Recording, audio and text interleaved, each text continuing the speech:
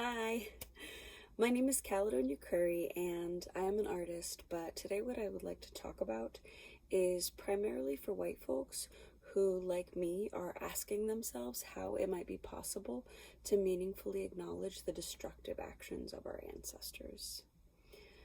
So, this is a story about discovering that I am the direct descendant of Scottish immigrants who kidnapped and enslaved African people just 5 generations ago and not far from where I grew up in Florida. It's a story about the very beginnings of a journey toward truth and reconciliation and working toward the repair of harm, not in the past, but in the untold ways that the effects of this harm persist today.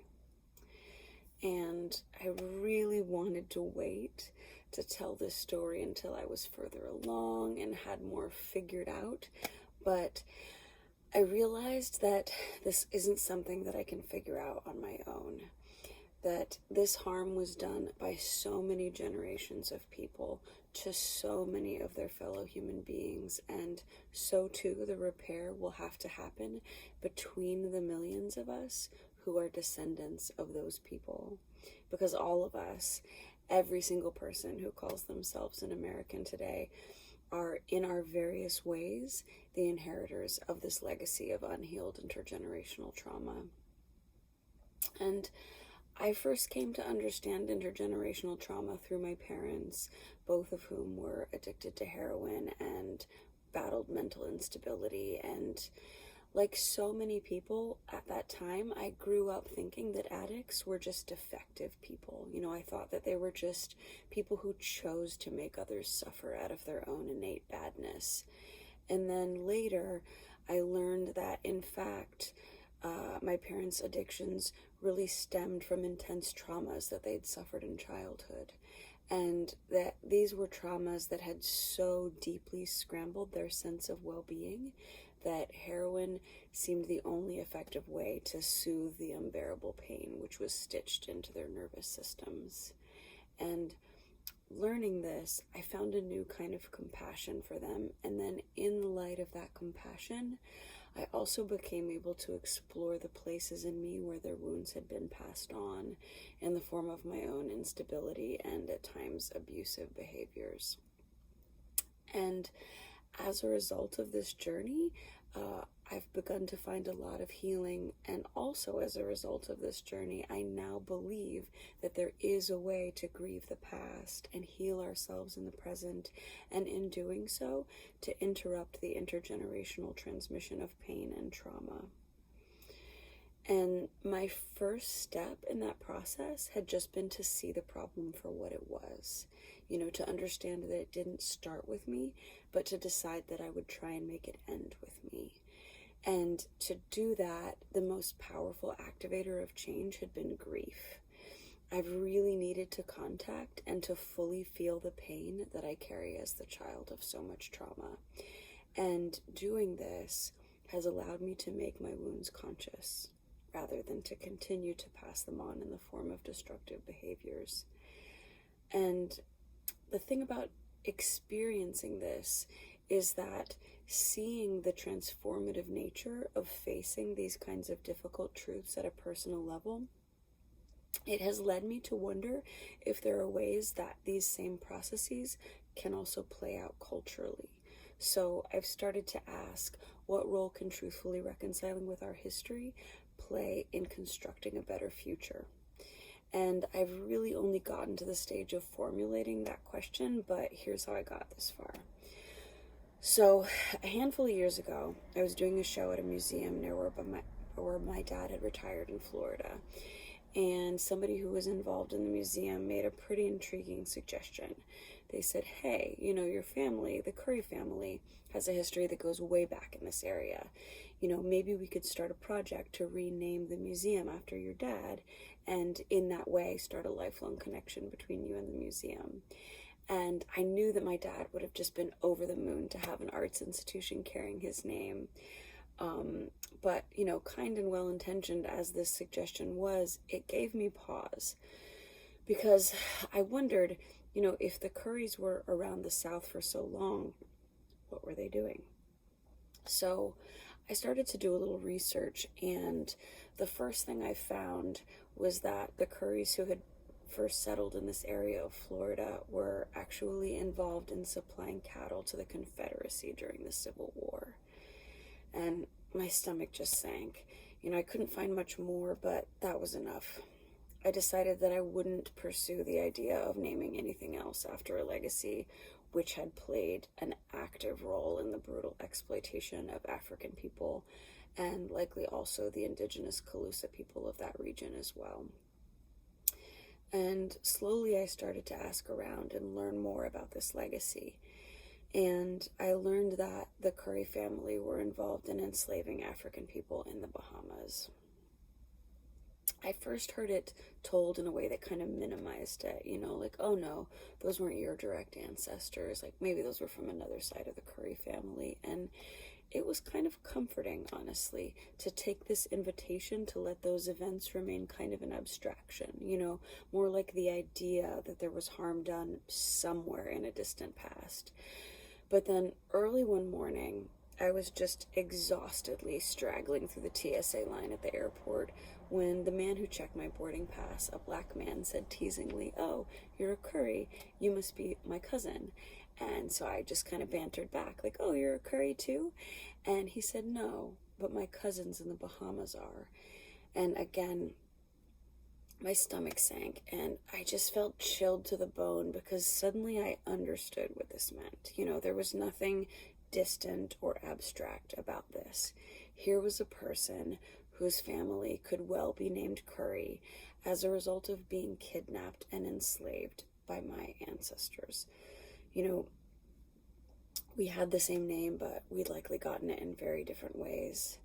And as I started to dig deeper, I started to find pictures of people who weren't just somewhere in my family tree, but people who were my direct ancestors. There was this hard-eyed boat captain whose terrifying expression reminded me very much of my dad at his worst moments. And then there was his son, whose more lucid and clear-eyed expression also reminded me of my dad, but in the ways that I remember him more fondly. And there was another picture of a woman that I'd seen before, and all of a sudden I remembered where, because as a teenager, my dad had given me a picture of this woman, just saying, "This is one of your ancestors, and I think you look a lot like her." And so, I had kept the photo, just like laid it out on a desk, when one of my friends came by, and he laughed and looked at it and started to say, "Why are you wearing that weird hat in that picture?" before he realized that it wasn't actually a picture of me. And so, these people started to seem not very far away at all. When I held up my hand and counted, I was just 5 generations away, just the fingers on one hand. So this meant that my own goofy grandfather, the one who tickled us kids and sang charmingly out-of-tune songs in the car, he had personally known people, namely his own grandparents, who had committed the most unspeakable acts in American history. My dad died just 30 minutes from where that hard-eyed boat captain had first settled in Florida. And although it was never something anyone talked about, no ancestral land got passed on, there was no plantation or other evidence that I saw, still, we didn't even get very far down the road. And as my ancestral connection to our country's horrific legacy became specific to me, the shame was overwhelming. My whole orientation in life up until this point has been a desire to help heal suffering, this to use creativity to help rebuild after disasters and to bring together community and create spaces of joy and creativity and safety for people in their most vulnerable states. And yet here I was, the inheritor of a legacy of violence committed by people with familiar faces and my own name. It was like, what would people think of me if they knew? How would people see me? How would I see myself? I just felt like maybe I should just keep quiet. There's another thing I've come to believe, which is that underneath shame lies a powerful potential for healing. And so my own desire to set aside my family history and to never speak of it again led me to suspect that doing the opposite might somehow matter. This felt like a knock on the door that I needed to answer. But how? If you're someone with ancestry like me, you might be saying, but wait, we can't choose who our ancestors are, or is it even possible to atone for something that we ourselves didn't do? And anyway, what's the use of digging up specific family histories when it was the entirety of the white United States and Europe which benefited from the exploitation of African people and their labor for generation upon generation up until the present? Or what's the use of looking at this history when white privilege is something that's shared even by recent immigrants to the US? And what's more, some people put estimates of people who are the direct descendants of enslavers at 200 million or more. So a significant portion of our country's population. Why not just throw up our hands and say, well, if everyone's in it, that's just the way it was. And as I'm sure you know, life is pretty hard already. How many of us go through every day already full of shame and self-blame for all of our shortcomings, or have to deal with being picked apart by others and shown all the ways that we're failing? I know I do. And so what would possess anyone to add another thing to feel terrible about, right? I can almost hear the argument for just leaving well enough alone. I have other white folks in my head, and they're just saying, that's all in the past, why are you trying to stir up more pain? Are you trying to make people fight again? And no, I'm not trying to make people fight again. And to the question of pain, I think it never went anywhere. I think that pain lives on in the systemic disenfranchisement of the descendants of people who were enslaved. And we see its shadow in the habits of discrimination and bias and hatred that so many white people have inherited as descendants of a culture of enslavement. If white Americans think that this pain has disappeared, it might simply mean that we ourselves aren't feeling it. Because what I learned in my immediate family has deepened my conviction that the trauma suffered by African people, the traumas of being kidnapped, separated from your family, physically and sexually abused, of being dehumanized in every conceivable way, this kind of trauma doesn't just disappear when the blows stop. Trauma like this rewires the whole nervous system and possibly even our DNA in ways that drive physical and psychological health issues, as well as addiction and cycles of abuse for generations to come. So I know beyond a shadow of a doubt that the actions of my own ancestors and the ancestors of many like me have caused a ripple effect of pain and suffering that's still alive to this day. And I believe it's time that we address that. I think that one of the first steps for the millions of people with ancestry like mine is to take a moment and allow the truth of your specific history to really sink in. Spend some time feeling into what it brings up. Is it shame? Is it a tightness in your chest? A total shutdown, a feeling of freeze? A desire to jump up and leave the room, or say, I didn't do it, leave me alone. What do you want from my life? Whatever it is, the first step is just to give these feelings some time. I do believe that we're going to have to find a way to speak through the shame and find ways to acknowledge this very real legacy and how it lives in us. So maybe start by, just talking with close friends and family who might be in the same boat, or start a conversation with your church group or your book club, or just begin to really wonder what might change if more of us asked ourselves to honestly process the emotions that come with the knowledge of what our ancestors did. Ask yourself, what might we do differently after we have faced this seemingly unfaceable truth? And then Don't let the emotional catharsis be the end of the work. Instead, let it be the fuel for further examination and action. And what kind of actions might you decide to take?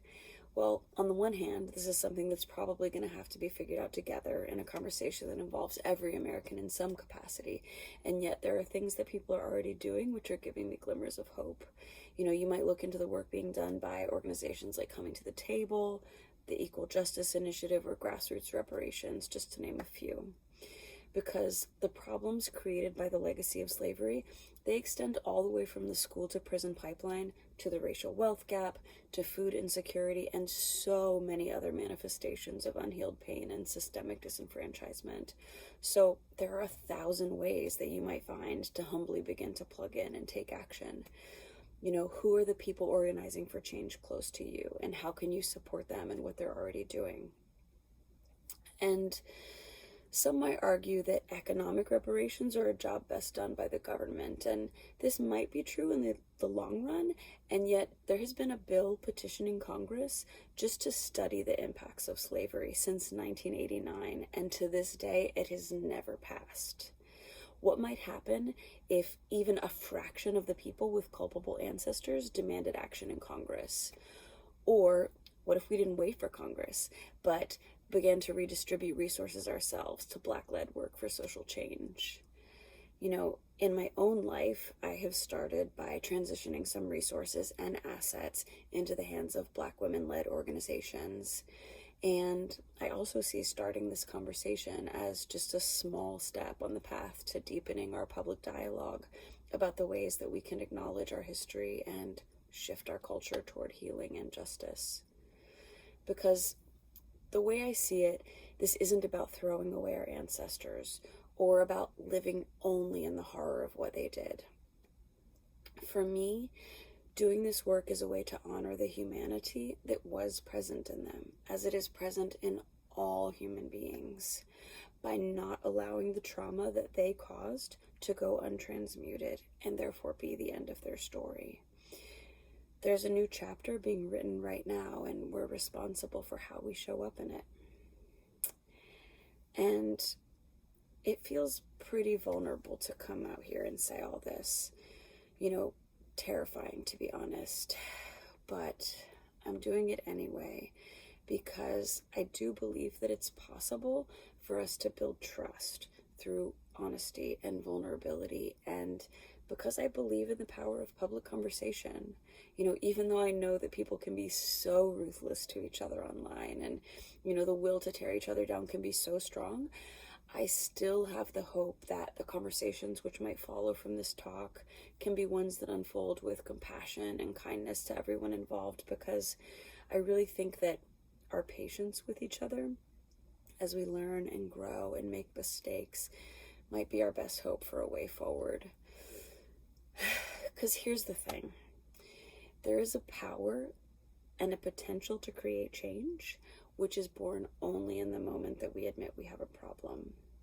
The moment that we say that a harm was done and that we are willing to make repairs. And so this is a loving invitation to my fellow white Americans to take the step of acknowledging where some of our oldest wrongs are still affecting us today, so that we can better work together to help heal what's still hurting in the soul of this nation. Thank you for listening.